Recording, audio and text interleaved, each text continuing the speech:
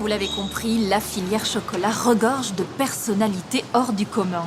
Dans la dernière partie de cette émission, comme toujours, je vous propose de découvrir des entrepreneurs qui pensent les usages de demain.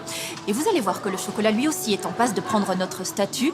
Plus qu'un plaisir gustatif, il deviendrait une œuvre d'art à part entière, vous verrez. Et aussi un essentiel pour une vie saine, équilibrée, éco-responsable et même engagée. On y va.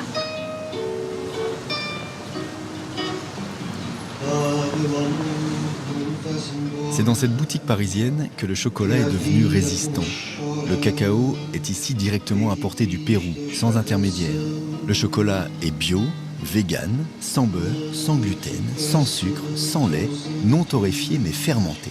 Ce qui s'appelle du chocolat cru. Un chocolat pointu jusqu'au boutiste, comme son créateur, Frédéric Mar. Bonjour Frédéric. Bonjour, bienvenue. J'en peux plus, j'ai presque pas envie de vous parler tellement ça sent bon. Ben, santé. C'est incroyable. Quelle odeur. Quelle odeur. Une des particularités ici, c'est qu'on broie dans des cuves qui sont ouvertes, non pas fermées, et ça permet d'évacuer beaucoup d'acides volatiles pour arriver aux saveurs les plus subtiles, les plus végétales du cacao, donc à l'état cru, sans la saveur de la torréfaction. Mais voilà, mon nouvel objectif, en fait, c'est 37,2. C'est de travailler à la température du corps en santé. Pourquoi? Parce que je trouve ça joli. Ah. Et parce que la torréfaction, c'est 160 degrés. D'accord? Mon corps, 20 minutes à 160 degrés, il est un peu en souffrance. Donc voilà, je pars du principe que j'ai pas envie d'infliger à ce que je mange ce que j'infligerai pas à mon corps. Là, j'ai qu'une envie, c'est y mettre le doigt.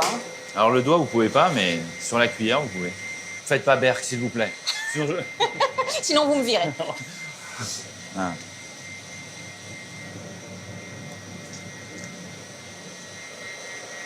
Ah si, quand même. Non, je fais pas berk. Non, Je fais pas parce que vous mais il me n'y a l'avez pas encore demandé. tous les ingrédients, en fait. Voilà. Donc il y a, Et il est un il y a petit peu moins de granuleux sucre encore, hein. Il est encore un petit et il y a peu encore la granuleux. granulosité, absolument. C'est plein de saveurs, là où je m'attendais pas à en trouver. Ah oui. Ouais. Et ouais, c'est plutôt pas mal du tout. Oui, et en mangeant plus, vous trouveriez même peut-être de l'énergie et de la joie. Parce que le principe, c'est que, voilà, avec ce mode de transformation accrue, l'idée, c'est de conserver au maximum voilà, tous les nutriments et la magie du cacao. Et vous, dans votre cacao, donc dans votre chocolat, Oui. quelles sont les vertus finalement? Les trois pouvoirs les connus et reconnus du cacao, et donc d'autant plus du cacao cru, c'est effectivement le pouvoir antioxydant, qui sont liés à des antioxydants très particuliers qu'on appelle les OPC. L'autre intérêt, c'est la thérobronine. C'est ce qu'on appelle vulgairement la caféine du cacao. C'est le côté énergisant du cacao. Et ensuite, il y a la PEA, la phényléthylamine, qu'on appelle, on va dire, l'hormone du bonheur. D'accord ? C'est cette PEA qu'on produit, par exemple, quand on a un coup de foudre, quand on est amoureux. C'est la joie, en fait. D'accord ? Le cacao, c'est une protection globale de l'organisme. Plus on rajoute de choses avec le cacao, de process, de torréfaction, de cuisson, de protéines de lait, de sucre, plus on noie les vertus du cacao. Donc ça veut dire qu'on n'a rien compris au chocolat? Globalement, 95% du marché du chocolat, d'accord, du chocolat industriel, du chocolat du snacking, du chocolat des supermarchés, on va dire, oui, c'est un gros matou, quoi. Alors qu'à la base, le cacao, c'est un jaguar. C'est la puissance, c'est l'énergie, et le gros matou, bah, c'est le confort et le sommeil. Une petite pique en apparence presque tendre, pourtant c'est bien plus que ça.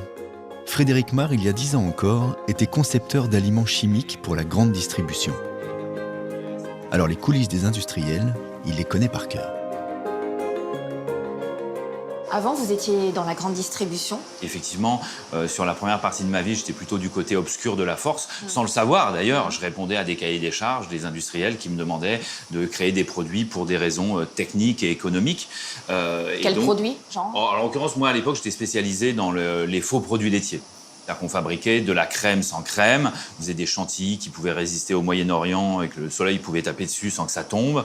On faisait du fromage à pizza qui continuait à faire des fils, même en dessous de 30 degrés, pour que quand les pizzas arrivent livrées en plein hiver, ça continue à faire des fils. Donc voilà, j'étais dans cette dimension de répondre à des cahiers des charges d'industriels. Ouais. Et donc, qu'est-ce qui se passe à un moment? Vous vous dites, je veux plus faire ça, c'est pas normal, il y a un truc qui tourne pas rond. Petit à petit, on a vu quand même des études arriver des pays anglo-saxons, nord-américains, qui avaient une habitude de consommation de ces produits et qui ont commencé à faire des liens entre l'explosion de certaines maladies et la consommation d'acides gras trans et hydrogénés.